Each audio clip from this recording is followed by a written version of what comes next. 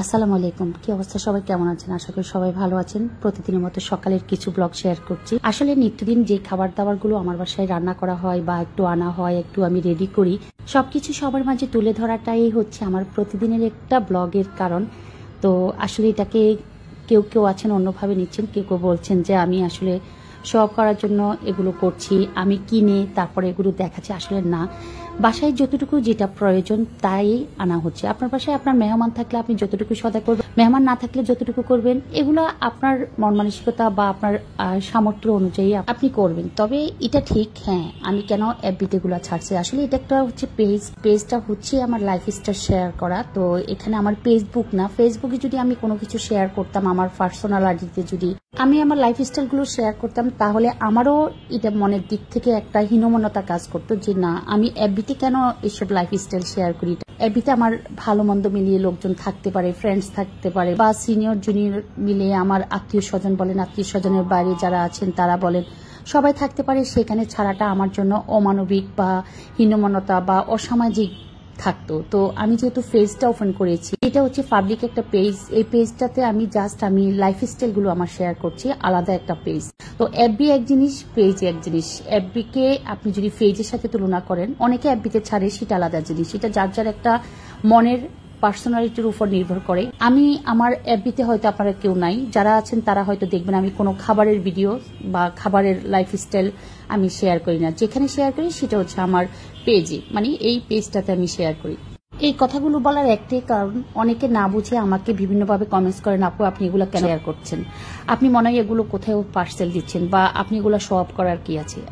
আমি আবারও বলছি, এফবি এক জিনিস, ব্লগ এক জিনিস, পেজ এক জিনিস। আপনি যদি আমার পেজের সাথে ইনভলভ থাকেন, তাহলে আপনি আমার এই লাইফস্টাইলগুলো দেখবেন। আর আপনি যদি আমার এফবিতে ইনভলভ থাকেন, সেখানে দেখবেন আমার ওই যে বললাম সিনিয়র জুনিয়র আত্মীয় স্বজন বাহিরে বা বাসায় মিলিয়ে সবকিছু মিলিয়ে আমি ওই এফবিতে আমি কিন্তু এই ধরনের লাইফস্টাইল শেয়ার করি নাই। যাই হোক, কথায় কথায় অনেক কিছু বলে ফেললাম। যারা না বুঝে আমাকে কমেন্টস করেন, যারা আমার প্রতি না বুঝে বিভিন্ন রকমের কমেন্ট ছুড়ে দেন, তাদের জন্য বললাম। তো আজকে হচ্ছে বাসার টুকিটাকি সকাল থেকে তো ডিম হতে আরম্ভ করে সব গুছিয়ে নিলাম। অল্প স্বল্প কাজ থাকায় আজকে হচ্ছে বাসার এভরিথিং ফ্রাইফ্রেন বা যা কিছু আছিল সব কিছু হচ্ছে এ টু জেড হচ্ছে আমি একটু পরিষ্কার পরিচ্ছন্ন করাচ্ছি। আসলে এত বেশি রান্না হয় বাসায়, পাতিল প্রতিনিয়ত ধোয়া হয়, তারপরে মনে হয় যেন একটা দিনের জন্য প্রত্যেকটা ফ্রাইফ্রেনকে বা প্রত্যেকটা পাতিলকে যদি একদম ভালোভাবে আরেকবার ঘষে পরিষ্কার করে রাখা যায়, তাহলে একদম খসখসে বা হচ্ছে একদম ফ্রেশ থাকে। যখনই রান্না করতে নিবেন দেখবেন যে পাতিলটা আপনার একদম ফ্রেশ দেখাচ্ছে বা দেখতে ভালো লাগছে, কোনো ময়লার দাগ নাই, বা তাড়াহুড়া করে রান্না করার পর একটু ধুয়ে রেখে দেওয়ার পরও যদি একটু লালচে ভাব থাকে, সেই ভাবটাও থাকে না। তো কথায় কথায় অনেক কিছুই শেয়ার করলাম। এখানে আম আর হচ্ছে ডিম বা মাছ, এগুলো হচ্ছে বাজার থেকে কিনে এনেছিল। আর প্রত্যেকটা পাতিল এবং ভাতের পাতিল বলেন, ফ্রাইপ্যান বলেন, কড়াইয়া বলেন, চায়ের পাতিল বলেন, সব কিছু হচ্ছে আজকে আমি রহিম ভাইকে দিয়ে ঘষে মেজে আর হচ্ছে সুমাইকে দিয়ে পরিষ্কার করিয়েছিলাম। এদিকে বাজার থেকে যে মাছগুলো কিনে এনেছিল, সেই মাছগুলোর ভিতরে আস্তে আস্তে বড় বড় ডিম হয়েছে, তাই একটু করে শেয়ার করছি। কারণ ডিমগুলো দেখলে আমার ছোটবেলার কথা মনে পড়ে। ছোটবেলায় এগুলাকে আমরা বালিশ বলতাম, আর উপরের যে বালিশটার কথা বললাম, মানে সেটাকে আমরা চাপ দিয়ে একটু মানে সাউন্ড হতো, যে বালিশের ভিতরে একটু হাওয়া থাকে, যে বালিশের কারণে মাছটা ভেসে ভেসে বেড়ায়। তো আসলে এক একটা আল্লাহর সৃষ্টি, এটা অতুলনীয় বলে শেষ করা যাবে না। এক একটা জিনিস, যেমন আমরা মানব জাতি হাঁটতেছি, চলতেছি, অক্সিজেন নিচ্ছি, মাছ তার অক্সিজেন নিচ্ছে, বালিশের কারণে সে শ্বাস প্রশ্বাস নিচ্ছে, হয়তো বা কিছু একটা। তো এই তো মাছগুলো একদম কেটে আনেনি, কোনো রকমের স্লাইস করে হচ্ছে দোকান থেকে নিয়ে এসেছে। আমি হচ্ছে আস্তে আস্তে মাছগুলো হচ্ছে কিছু রেখে দিচ্ছি, আর কিছু মাছ হচ্ছে কেটে এনেছিল, ওগুলাকে তাও ধুয়ে পরিষ্কার করে গুছিয়ে হচ্ছে আমি রেখে দিচ্ছি। আসলে গোছানো থাকলে, আপনি যদি গুছিয়ে কাজ করেন, প্রত্যেকটা কাজ আপনার দেখবেন যে সহজ হবে।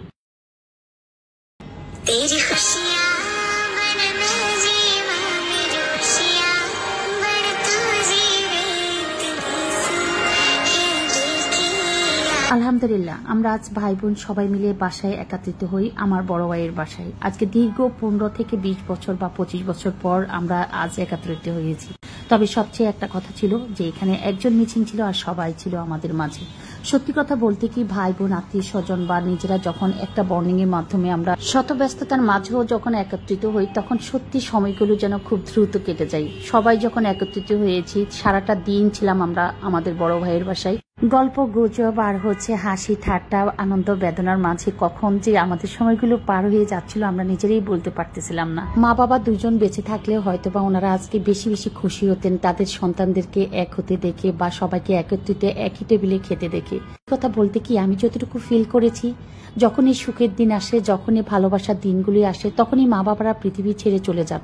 এই কথাটা আমার বা এই ফিলটা আমি সবসময় করি প্রত্যেকটা পরিবারের ক্ষেত্রে। যখন মা বাবা স্ট্রাগল করে আমাদেরকে মানুষ করেন বা একটা সময় যখন আমরা সবাই যার যার অবস্থান থেকে স্টাবলিশ হয়ে যাই, ভালো থাকি, সুখে থাকি, ওই দিনগুলো না মা বাবারা দেখে যেতে পারে না। কারণ মা বাবা ভাগ্যবতী হওয়ার কারণে বাচ্চাদের বা সন্তানদের সুখ দেখে যান, তাদের সন্তানদের সুখ দেখে যান, নাতি নাতনির সুখ দেখে যান। কিছু কিছু মা বাবা আছেন যারা অনেক কষ্ট করে মানুষ করার পর ছেলেমেয়েরা যখন সুখের দিন কাটায় তখন মা বাবারা পৃথিবী ছেড়ে চলে যান।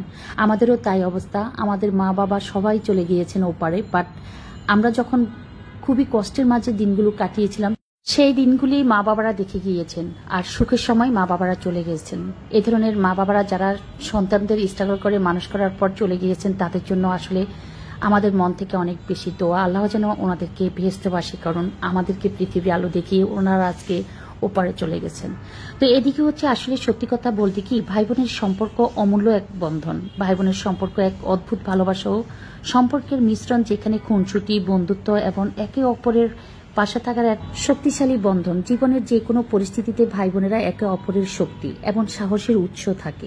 আমি মনে করি হয়তোবা প্রত্যেকটা ফ্যামিলিতে ভাই বোনের সম্পর্ক একটু এলোমেলো থাকলো, একটা না একটা সময় আবার সবাই যখন একত্রিত হয় সকল অতীত ভুলে গিয়ে তখন সত্যি ওই সম্পর্কগুলোর মতো মধুর বা শক্তিশালী বন্ধন মনে হয় আর কোনো বন্ধন হতে পারে না। কারণ ভাই বোন একে অপরের পাশে একটা না একটা সময় অবশ্যই দাঁড়ায়। যত শত বিপত্তিতে একটা সময় ব্লাড কানেকশন একত্রিত হয়, এটাই বাস্তবতা। হয়তোবা কারো মাধ্যমে, কারো অতীতে, কারো বর্তমান নিয়ে, কারো ভবিষ্যতে, বা কেউ মিডিয়ার মাধ্যমে একত্রিত করে। সত্যি কথা বলতে কি আমরা সবাই যার যার অবস্থানে ব্যস্ত।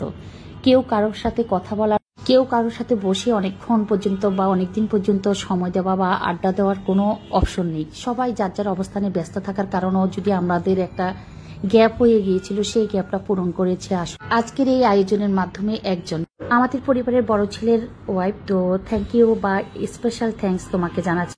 তোমার কারণে আজকে আমরা সবাই আবার অনেকদিন পর একত্রিত হয়ে একই টেবিলে হাসি আড্ডা আর কান্না বেদনার মাঝে অনেক স্মৃতি জড়িত একটা অনুষ্ঠান ছিল বা আয়োজন ছিল। তো আসলে থ্যাঙ্কস দিয়ে তোমাকে ছোট করব না, আমি বলবো যেটা একটা মানবিক কাজ বা ছড়িয়ে ছিটিয়ে একটা গ্যাপ হওয়ার কাজকে তুমি একদম একত্রিত করে ফেলেছ। সত্যি বলতে তোমার কাছে আমি আবারও কৃতজ্ঞতা জানাচ্ছি আমার ব্লগের মাধ্যমে। তুমি যদি আমার ব্লগটা দেখে থাকো, thank you so much, thank you so much, thank you so much. তবে সবচেয়ে বড় কথা যে যেখানে আছি না কেন, সবাই ভাই বোন আত্মীয় স্বজন যে যেখানে আছি না কেন, ভালোবাসার সম্পর্কগুলো, ভাই বোনের সম্পর্কগুলো চির অম্লান করে থাকুক। কারণ ভাই বোনের ভালোবাসাকে কেউ কখনো আলাদা করতে পারে না।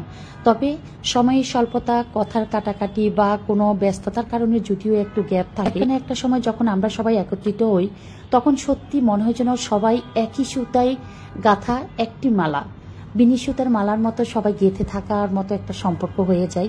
সত্যি কথা বলতে আজকে আমরা এখানে যারা আছি সবাই ছিলাম আমরা ভাই বোনেরা, ভাই আর বোন মিলে।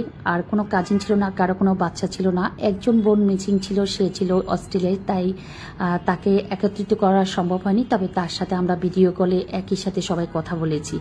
তো এখানেই ছিল আসলে আজকের যে আয়োজন বা আমি যে ভাই বোনের সম্পর্কের কথা বললাম, এটা প্রত্যেকটা পরিবারে একদম সুন্দর একটা সম্পর্কের মাধ্যমে বেড়ে ওঠা উচিত বা এই সম্পর্কটাকে একদম বৃদ্ধকাল পর্যন্ত ধরে রাখা উচিত। ভাই বোনের সম্পর্ক রক্তের সম্পর্ক, রক্তের বাঁধন কখনো ছিন্ন হয় না। যদি সবাই একটু স্যাক্রিফাইস করি, সবাই যদি সবার মন সম্পর্কে একটু বুঝে উঠি বা মন মানসিকতা সম্পর্কে দৃঢ় বিশ্বাস আর ভালোবাসাটা যদি কঠোর থাকে, যে কোনো সম্পর্কেই স্থিরস্থায়ী এবং অনেক দিন পর্যন্ত টিকে থাকে। এটা সকল সম্পর্কের ক্ষেত্রে, শুধু ভাই বোনের সম্পর্ক না, এটা যে কোনো সম্পর্ক হোক, যে কোনো ভালোবাসার ক্ষেত্রে হোক, যে কোনো আত্মীয় স্বজনের দিক দিয়ে হোক, সম্পর্ক টিকে থাকতে হলে বা সম্পর্ক টিকে রাখতে হলে দুই দিক থেকে স্যাক্রিফাইস প্রয়োজন। তো সবাই অনেক বেশি ভালো থাকবেন, সুস্থ থাকবেন। আল্লাহ হাফেজ।